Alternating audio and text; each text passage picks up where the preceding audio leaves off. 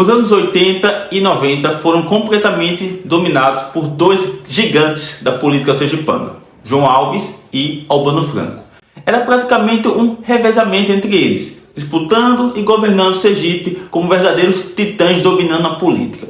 Mas quando chegamos nos anos 2000, temos uma mudança. Surge um novo protagonista, o menino de Aracaju, que virou fenômeno político, Marcelo Deda. E assim começa um dos maiores duelos eleitorais da história de Sergipe, Deda versus João Alves. Um confronto que marcou a política do estado por mais de uma década.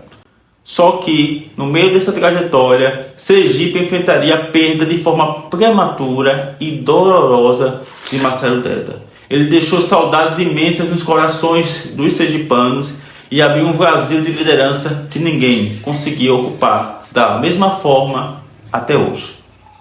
É nessa quadra da história novos postulantes surgem. Jovens políticos passam a disputar espaço, construir grupos e tentar consolidar seus nomes e escrever novos capítulos na história política de nosso estado. Simbora então para mais um episódio do Memórias do Voto.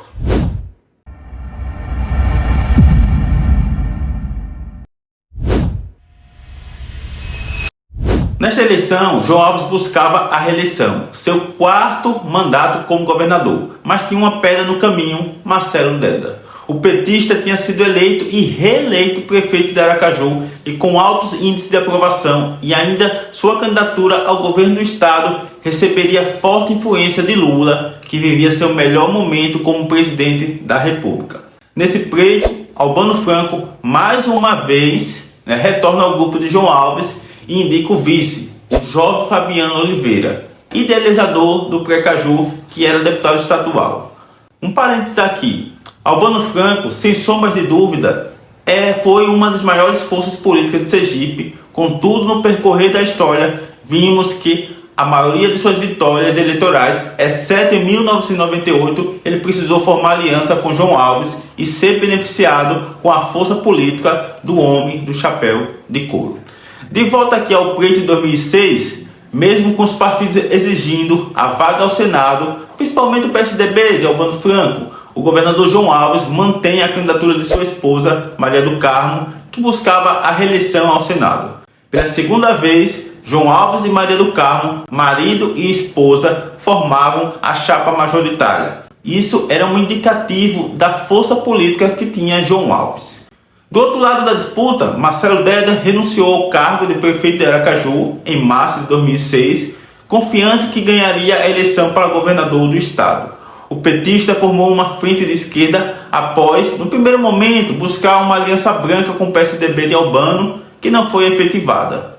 Entretanto, nomes fortes do PSDB, como Luiz Mitidieri, que é o pai do atual governador Fábio Mitidieri, Ulisses Andrade, Jorge Araújo, Chico de Miguel se recusaram a apoiar João Alves e seguiram Marcelo Deda. Montando seu palanque com partidos de esquerda, Deda fez aliança com o PSB do senador Valadares, que indicou Belivaldo Chagas como vice-governador na chapa do petista. E José Eduardo Dutra completou a chapa, sendo candidato ao Senado.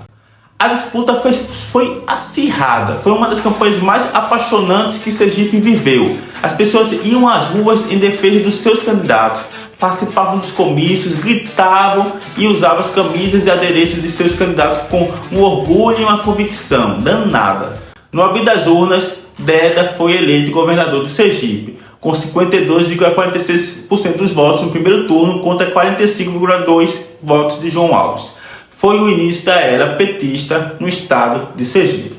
Um episódio emblemático que marcou a celebração da vitória de Deda foi a travessia da Ponte Aracaju-Barra por Marcelo Deda e sua comitiva. A obra era considerada o principal trunfo eleitoral de João Alves e tinha sido inaugurada apenas uma semana antes do pleito.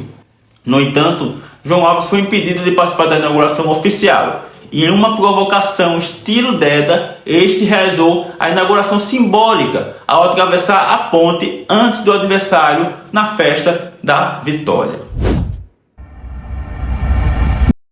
Em 2010, Marcelo Deda e João Alves voltam a se enfrentar novamente no repeteco de 2006. Entretanto, Marcelo Deda vinha numa crescente atraindo antigos aliados de João Alves, enquanto o homem do chapéu de couro enfrentava dificuldades no seu grupo político após a última derrota.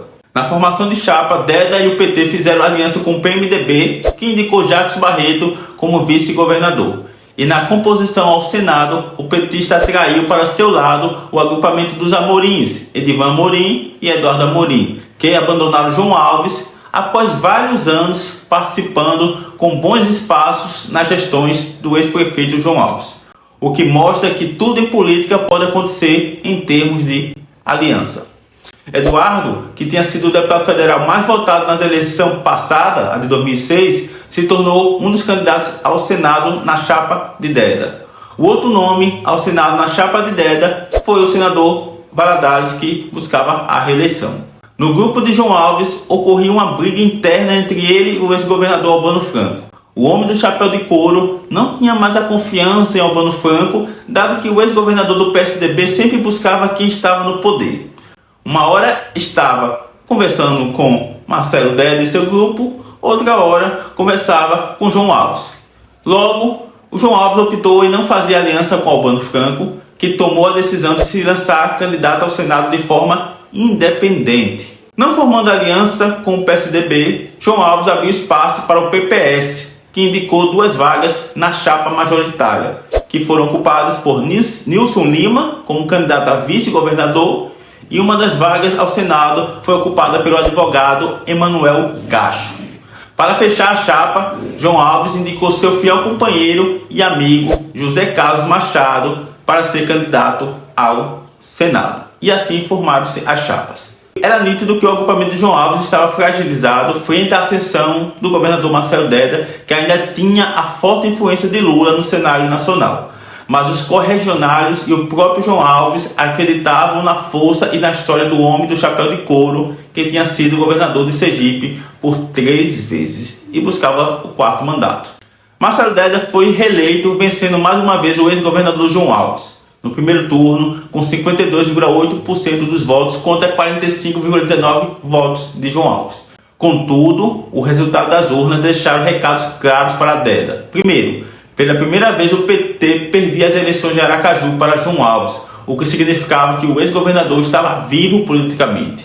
O que foi comprovado 2 anos depois, em 2012, quando João Alves foi eleito prefeito de Aracaju. E o segundo motivo, que as urnas apresentaram a Deda que ele tinha um problema na saúde, que foi comandada por Rogério Carvalho, na qual usou e abusou da pasta para ser eleito deputado federal. Em um dos seus primeiros discursos, Deda disse que a pasta da saúde, em seu segundo mandato, teria 2 secretários de saúde, ele próprio e o outro indicado por ele, como você pode assistir agora. Para continuar governando o menor estado do Brasil, Marcelo Deda assumiu vários compromissos com os eleitores e o maior deles, ele disse, é a saúde. O Sergipe, a partir de 1º de janeiro, terá 2 secretários da saúde. Aquele profissional que eu for indicar e o governador Marcelo Deda, que vai assumir pessoalmente o controle de cada ação, de cada ato na Secretaria de Estado da Saúde, porque nós devemos ao povo de Sergipe uma saúde melhor, mais eficaz, mais resolutiva, que dê mais atenção e cuidado ao nosso povo. Infelizmente, Marcelo Deda não completaria seu segundo mandato como governador de Sergipe. O líder petista, que encantava tanto os sergipanos por sua oratória e habilidade política, viria a falecer de forma prematura em 2013, deixando saudades e um vácuo em termos de liderança política que até hoje não foi preenchida por ninguém. Com a morte de Deda, o vice-governador Jacques Barreto assumiu o mandato de governador e posteriormente disputaria a reeleição. Neste pleito, Jacques Barreto assumiu o governo de Sergipe com a morte de Marcelo Deda e se tornou candidato natural à reeleição. Seu adversário seria o senador Eduardo Amorim. Abrindo outro parênteses aqui, para explicar como as alianças políticas visam apenas a obtenção de poder e são embaladas com discursos prontos para manipular a população, afirmando que a união com quem antes criticava era necessária para o bem do povo. E aqui ilustramos o caso do grupo dos Amorins. Edivan e Eduardo Amorim sempre participaram das administrações de João Alves, mas em 2010 deixaram João Alves para se aliar com Marcelo Deda. Percebendo que João Alves tinha perdido a força e a bola da vez era Marcelo Deda. E deu certo para os Amorins, com Eduardo sendo o senador mais bem votado da história de Sergipe naquela eleição. Porém, logo que iniciou o segundo mandato de Deda, o grupo de Amorim, liderado por Edivan e Eduardo, conseguiu eleger a presidente da Assembleia Legislativa, no caso, a deputada Angélica Guimarães, e formou a maioria, fazendo Marcelo Deda ficar refém do parlamento e do agrupamento dos Amorins. Um episódio que ilustra muito bem como Deda fica refém do agrupamento dos Amorins é o episódio do Proinvest. Relembre uma das entrevistas de Marcelo Deda sobre o rompimento da aliança de Deda com os Amorins agora. Nós tivemos um problema que era da Assembleia. A Assembleia tem o direito de eleger a mesa dela como ela quiser. Agora, a Assembleia é formada por partidos que fazem parte de certas coligações.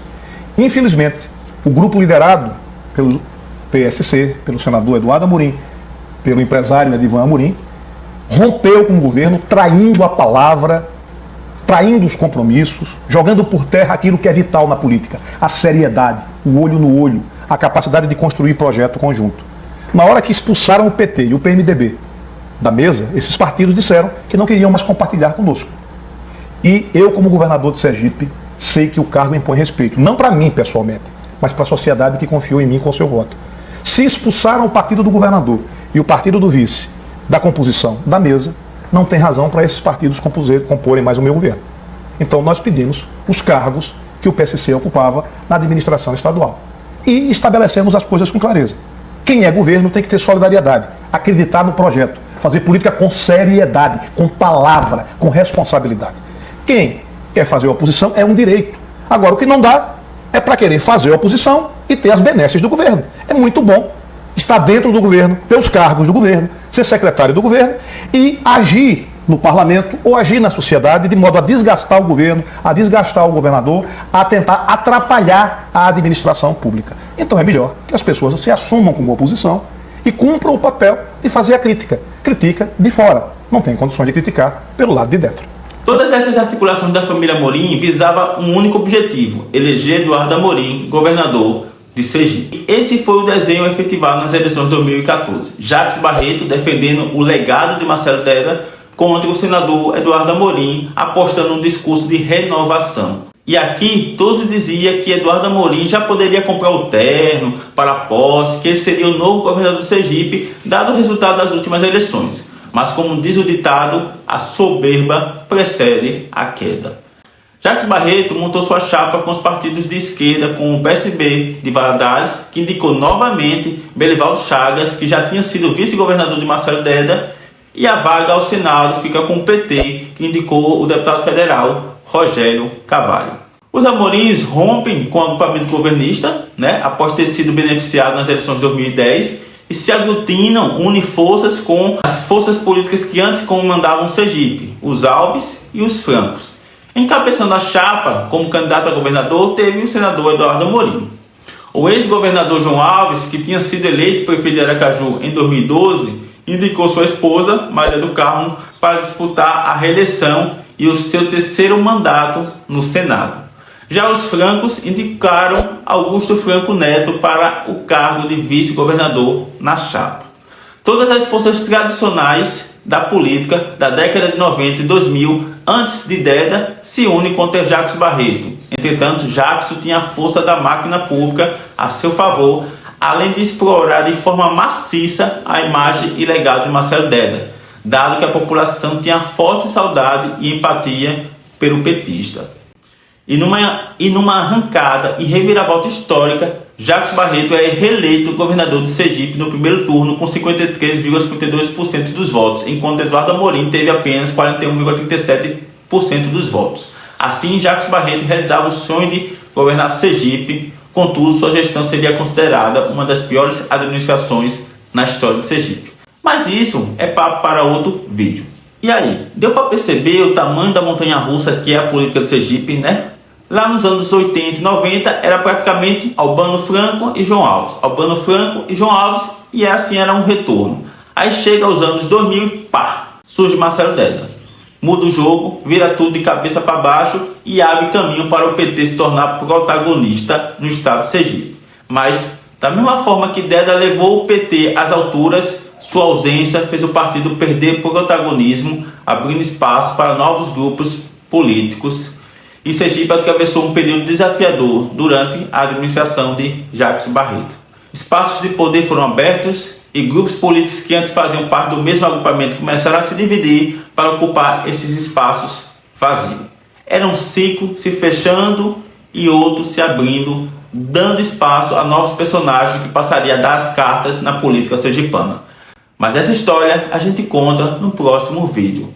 Aproveita, deixa seu like, se inscreve no canal e ativa o sininho, porque ainda vem muito Memória do Voto por aí.